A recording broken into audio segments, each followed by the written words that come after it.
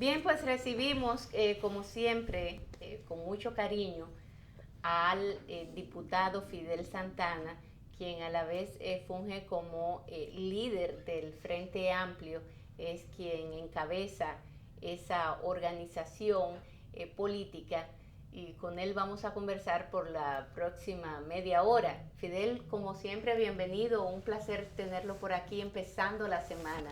Muchas gracias, Lindsay. El honor y el placer es mío.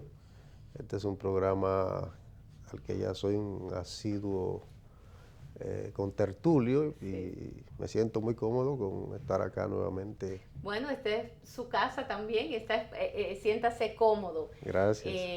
Fidel, quiero empezar con la situación actual de la política, cómo anda la política y un proceso que se abrió desde el pasado julio, 6, creo que 6 de julio, se abrió un proceso de pre-campaña interna de los partidos para la escogencia de sus candidatos, de quienes le van a representar. ¿Cómo anda su organización política en ese sentido y cómo ve la situación dentro de los demás partidos políticos? Sí, bueno, la nueva ley de régimen electoral y la ley de partidos han creado un nuevo marco jurídico y nuevos calendarios y plazos fatales que nos obligan a todas las organizaciones a ponernos a tono con esas realidades institucionales. El Frente Amplio está en un proceso de configuración de propuestas de candidaturas en todo el territorio nacional. Estamos al mismo tiempo en una labor de discusión a fin de concertar alianzas. Hemos avanzado bastante ya con el, lo que nosotros hemos denominado el grupo de los 6, que somos 6 organizaciones que hemos concertado alrededor de 100 candidaturas ya a nivel nacional. Me refiero a Alianza por la Democracia, Alianza País, Partido Revolucionario Socialdemócrata, Partido Dominicano por el Cambio, Acción Democrática y Frente Amplio. Ya tenemos en el país ya un abanico de candidaturas que llevaremos en conjunto. El Frente Amplio también tiene candidaturas propias que va a presentar sin alianzas, en la que se cuentan en la provincia de Baní varios municipios. Está también Navarrete, está Polo Barahona, entre otros. Y por otro lado, estamos habilitando discusiones con otros partidos como el PRM y otros bloques como es Junto Podemos, a fin de habilitar alianzas de distinto tipo. Y ve bien el proceso, la Junta Central Electoral también, el rol que está jugando en este momento. ¿Cómo ve el panorama? La Junta tiene un gran desafío, tiene que quedar bien cada uno de estos procesos, es decir, el primer proceso tiene que quedar bien para que pueda el camino del proceso de elección presidencial y congresual estar también habilitado. Tiene serias presiones la Junta, muchas presiones de sectores de poder político que están interesados en torpedear, en desarticular la lógica de separación de las elecciones. La Junta recibió muchas presiones con el tema de los niveles de elección que la llevaron incluso a tomar por reglamento la decisión de mantener el arrastre en 6 provincias. Yo creo que, y he hecho un llamado, que tiene que ponerse un escudo para que reboten esas presiones, porque este es un equipo el que el país ha confiado y confía que debe llevarnos a un proceso electoral diáfano y que todos salgamos convencidos de que los resultados son lo que realmente el pueblo dominicano quiso, y sobre todo también debe ser una junta pegada a la Constitución y a las leyes. En ese sentido nosotros le hemos dicho siempre que con nuestro respaldo, nuestro espaldarazo, cuentan siempre que estén apegados a esos principios constitucionales y legales. Ayer veía volviendo a los partidos más inclinados hacia la izquierda, que Alianza País y Opción Democrática se fusionaban con el propósito de articularse y poder actuar en común, en comunidad. Sí. ¿Cómo ve esto y si se pudiera dar en otras organizaciones que también minoritarias y que tienen afinidad ideológica? Siempre los procesos de unidad y de fusión son pasos positivos, generan nuevas esperanzas y mejoran el desempeño electoral. Nosotros les auguramos mucho éxito a esta fusión de dos organizaciones con cuyos líderes tenemos amistad y a quienes les dispensamos respeto, y por tanto con ellos también estamos en procesos de articulación de alianzas. Ya decía que estamos formando parte de unas 100 candidaturas en conjunto, y este proceso que unifica dos de los partidos de esta coalición de 6, pues nos llena de alegría, de entusiasmo, y le deseamos todos los éxitos. ¿Usted aspirará a nueva vez como diputado al Congreso? Estamos pendientes de decidir eso en el partido. Particularmente yo creo que sería conveniente que yo creo que sí, también el país gana con eso. Pudiera mantener por otro periodo una diputación a fin de afianzar la experiencia y de alguna manera ponerlo aprendido en este periodo al servicio del país, como siempre ha estado en mi quehacer político. Y hablando del Congreso, ¿cómo andan las cosas dentro del Congreso con esta, el expresidente de la República, Hipólito Mejía, así como el presidente del Partido Reformista, Quique Antún, andan caminando juntos ahí, alimentando y dando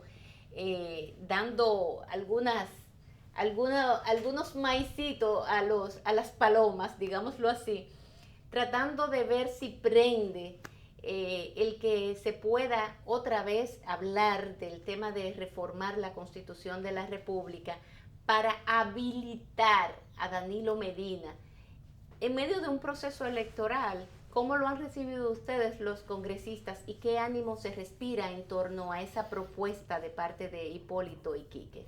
Bueno, primero decir que en democracia aprendimos a respetar todas las opiniones, aunque esta no la compartimos de ninguna manera. Hemos sostenido desde el Congreso, en este programa, hace bastante tiempo que he dicho que el pretexto para intentar la modificación a la Constitución lo sería el de unificar las elecciones congresuales y nacional con las elecciones municipales. Eso está en marcha. Creo que es una propuesta inoportuna. Se reitera en la lógica de pactos de cúpulas, parecido a aquello de que se reúnen 4 o 5 líderes del país y deciden el rumbo de la nación sin tomar en cuenta a la población. Creo que el país deberá en un futuro producir una reforma integral a la Constitución, que resulte de un gran debate del país, de la participación de todos los sectores de la vida nacional, y que se convierta en un nuevo pacto social y político, que no es lo que se está proponiendo en estos momentos. Repito que es un nuevo remiendo que, lejos de fortalecer el aparato institucional del país, lo debilita. Creo además que la reforma a la Constitución integral que debe darse deberá ser el fruto de la participación ciudadana a través de referéndum o a través de una nueva figura que debe ser el de la constituyente. Mientras el pueblo no sea el protagonista de su orden institucional, los presidentes seguirán jugando a sus conveniencias coyunturales y le da lo mismo, le importa un bledo el tema del que el país se fortalezca institucionalmente o se someta a las incertidumbres que este gobierno ha sometido al país en todos estos meses, intentando desconocer el orden constitucional. Es decir, nosotros, esta posición, repito, de varios líderes políticos, nos obliga a la democracia a respetarla, pero de ninguna manera la vemos conveniente, es un desacierto, es una cosa que no, algunos dicen de que, en un programa que tuve ayer, que el tema es que hay que lograr lo posible. Yo digo, no es solo lo posible, es lo que es sano y es bueno para el país. Claro. Porque de posibilidades estamos llenos, posibilidades de cosas nefastas y malas. Ya está bueno del posibilismo. Debemos pasar realmente a construir la nación que merecemos, y eso debe ser el fruto de una participación cada vez más comprometida de la ciudadanía y dejar atrás esa tradición de pactos de cúpula, que es a lo que están apostando estos líderes. Fíjese, diputado, la narrativa, el relato que se da ahora en torno a la necesidad de reformar la Constitución, aparente o según se afirma, para unificar las elecciones, como usted muy bien ha dicho. Se alega que es muy costoso para el país que se hagan elecciones en febrero y elecciones en mayo y eventualmente segunda vuelta en junio, si no hubiese un ganador en el primer turno, en el mayo de 2020. También un sector distinto, cuando se debatió las primarias, la ley de partidos, que las primarias eran costosas. Entonces aquellos que enarbolan ahora el costo de las elecciones generales decían lo contrario para las elecciones primarias. ¿Cómo usted ve esto? ¿Parecería sincero esto o es simplemente un engaño más? Son maniobras para justificar lo injustificable. En el momento en que se separó por la vía constitucional los procesos electorales, se vieron todos los factores que implicaba esta separación y se decidió separar las elecciones. Los legisladores que hicieron esa constitución no estaban locos, no estaban ajenos a lo que implica la separación de las elecciones. Decidieron su separación conscientes de que eso implica un costo económico significativo. Lo que estamos apegados a la decisión constitucional de que sean separadas las elecciones, tampoco estamos diciendo que va a ser barato.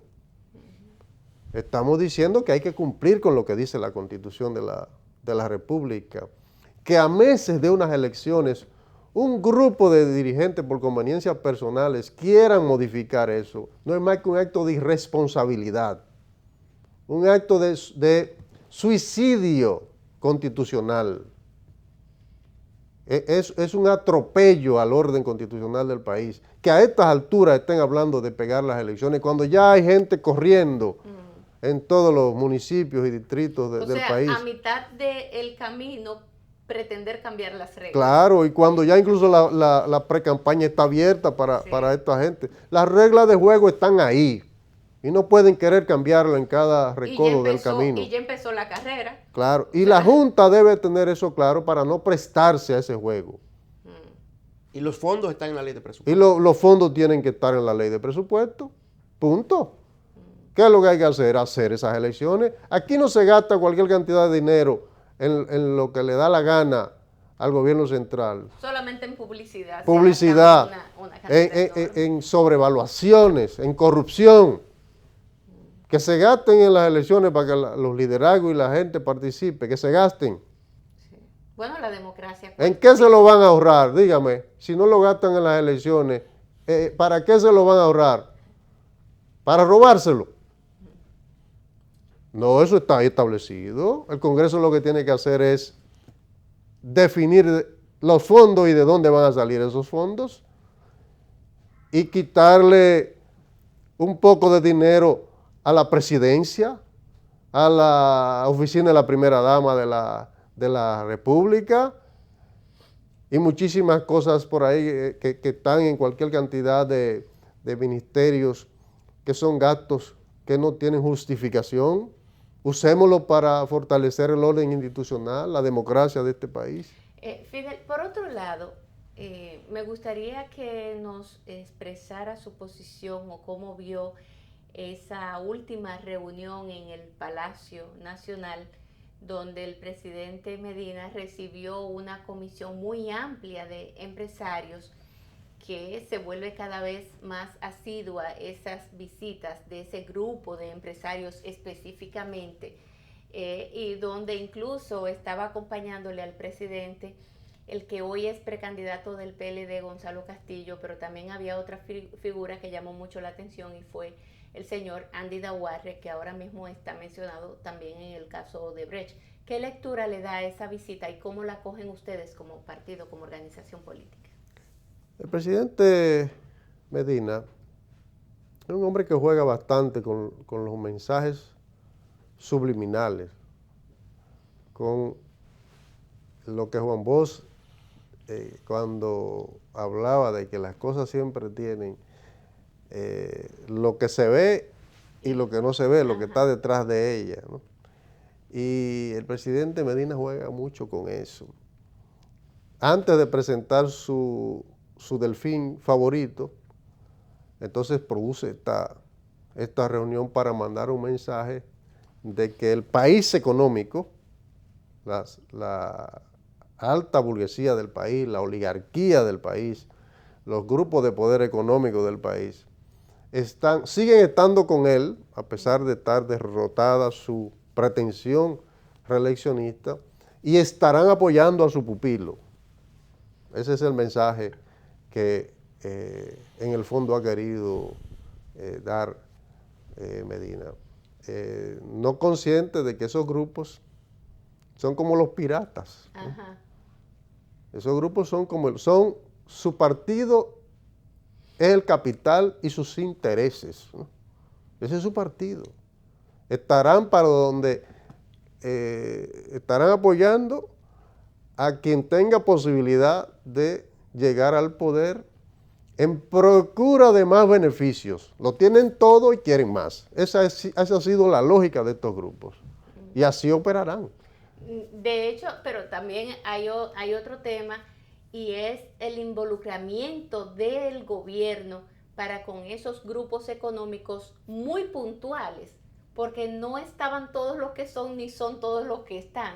Son figuras muy puntuales que tienen ese canchanchaneo, digámoslo así, con funcionarios del gobierno, donde hay una relación un tanto extraña, porque si bien es cierto que el gobierno tiene que tener buenas relaciones con los poderes oligárquicos, con esos dueños de capital, de los capitales, pero también debe haber una diferencia que debe de existir, porque se supone que el gobierno debe de estar para proteger y gobernar en base a los intereses del pueblo y no de un grupito económico que, por cierto, tiene las características que usted decía de que son insaciables. Son como la hiena, nunca se llenan, siempre tienen deseos de comer. Sí, por esa connivencia y esa búsqueda de beneficios y por parte del gobierno, esa búsqueda de sustento social, es que en el Congreso corren diversas iniciativas de contratos onerosos y vergonzosos, en la que el Estado le cede a estos grupos importantes bienes públicos a precios de vaca muerta, y en algunos casos intenta regalarlos, como es lo de la Cueva de las Maravillas, 16 millones de metros cuadrados. O en algunos casos hace una permuta vergonzosa, como lo relativo a unos miles de metros usados en la carretera del Nordeste del Grupo Vicini, que se lo están ahora permutando por 22,000 tareas de tierra en un contrato que está corriendo en el Congreso de la República. Increíble. O por eso agarran y hacen una obra como Punta Catalina en terreno privado sin declararlo de utilidad pública, como manda la ley y como se ha hecho en toda la historia de las obras del Estado. Y ese no se hizo. Y ese no se hizo. Bueno, de los Vicini también. Bueno, entonces Ahí estaba Juan Bautista Vicini. Esos también, son los ese comportamientos empresario. de un Estado que no respeta la lógica de lo que es precisamente usar el poder político en beneficio de todos y no de privilegios grupales o personales. A propósito de eso, diputado, hay un proyecto de ley, tengo entendido, impulsado por el Poder Ejecutivo, que se denomina Alianza Público-Privada. ¿Usted lo conoce, lo ha visto? ¿Cuál es la dimensión de esto? Si no lo he visto, no ha llegado a nuestras manos, pero me parece en sí mismo un disparate, ¿verdad? Porque eso no, la alianza público-privada, eso puede ser un objetivo, eso puede ser una estrategia. En un momento determinado. Pero no la razón de una ley.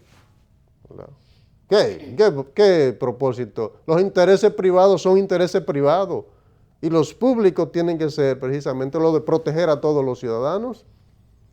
Los intereses privados se defienden en el mercado, no con las políticas oligopólicas que están aquí en marcha de grupos con la protección del Estado afectando el libre mercado en la República Dominicana.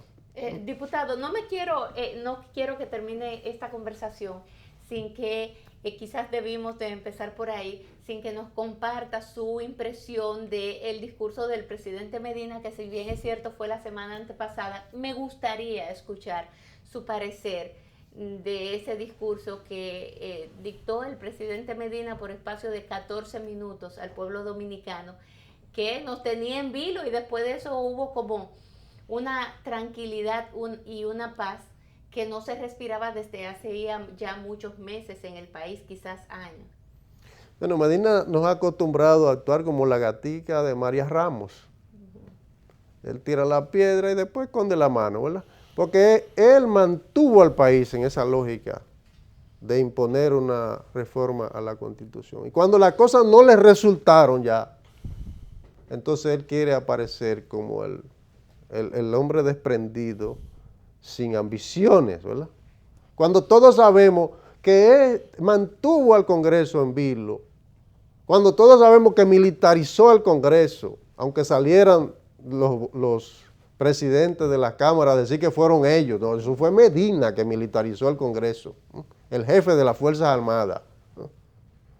Y cuando mantuvo a todos los actores económicos del país en incertidumbre, él, y entonces ahora aparece como el hombre sin las ambiciones de seguir en el poder.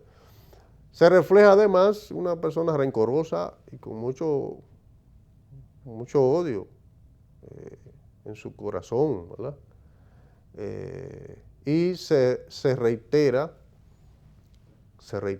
en la lectura que yo hago de fondo en la lógica de que él impondrá todo el poder que tiene, controla todo en el país, controla las altas cortes, controla el Congreso, a su decir controla el PLD, el partido es dueño de él también, es decir, es por lo menos en la cúpula, sí, es una persona que tiene unas ínfulas que yo le llamo el nuevo perínclito de la República Dominicana, ¿verdad?